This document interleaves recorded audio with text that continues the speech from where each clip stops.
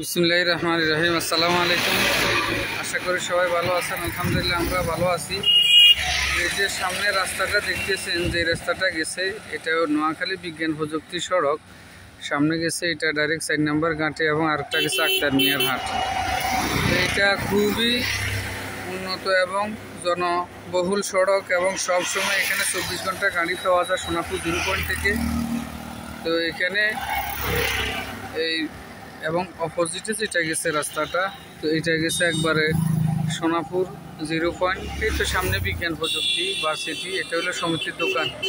এখানে অনেকগুলা দোকান আছে, এই দোকানগুলোকে সমিতির দোকান বলে।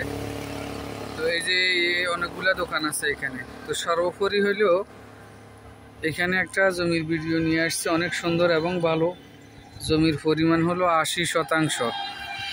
80%। এই যে নীল গিরা দেখা যায়, এই গিরার এপাশে হলো এই যে বাড়ির গিরা, আর এপাশে হলো মেন রাস্তা।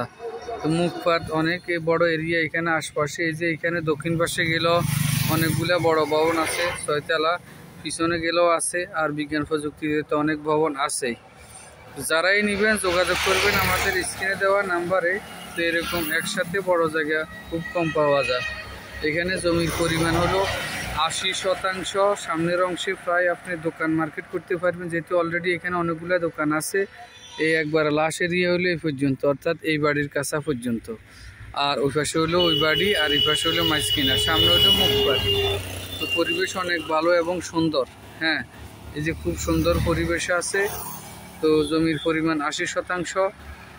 প্রতি শতাংশ বা প্রতি ডিসিম জমির মূল্য হবে 2.5 লক্ষ টাকা, 2,50,000 টাকা। যারা নেবেন স্ক্রিনে দেওয়া নাম্বারে যোগাযোগ করবেন এবং চ্যানেলটিকে লাইক কমেন্ট শেয়ার করবেন, সাবস্ক্রাইব করবেন, অন্যকে দেখার সুযোগ করে দিবেন।